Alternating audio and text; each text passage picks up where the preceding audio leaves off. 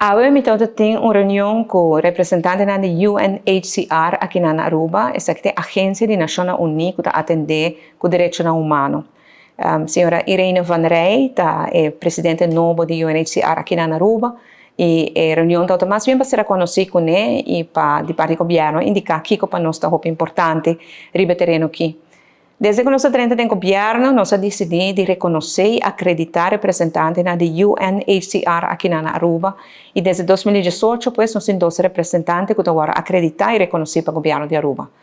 En este momento, nos apuntamos también lo que nos llama Caton Manager Venezuela, señora Gina López, que tem nombre de mim, nombre do governo, atender com instância aqui e todo instituto que trabalha no terreno de refugiados, para assim nós temos linha de comunicação abrir com outro e mais direto e está trabalhando hopi bom.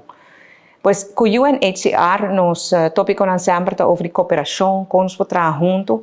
Mas a realidade é que nós temos grupo grande, uma comunidade grande de pessoas indocumentadas na Aruba, maioria de Venezuela, mas também de Colômbia e outras nacionalidades. E que é importante para o bem-estar do grupo aqui também, para ter em conta. Pois tem várias organizações na Aruba ativas, UNHCR está unida, e o governo ajuda a caminhar com o por.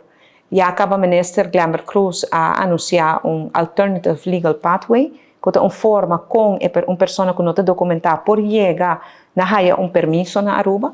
Ela mencionou que se uma pessoa que entra na Aruba legalmente tem dono de trabalho que está willing para firma P e não tem antecedente penal, a pessoa pode chegar na remarca para ter seu permisso. E esse é o alternative legal pathway e o UNHCR está contente com isso. Apesar de ser que não mira toch que ainda tem retorno e é importante para nós seguir para com outro DJ. Não está fazendo diferentes investigações, não está atender também qual pessoa não tem ser de ajuda e isso é algo que nós está apreciando. Não está somente ponta dedo aqui que vai melhor, mas não ajuda também e essa cooperação está assim é importante.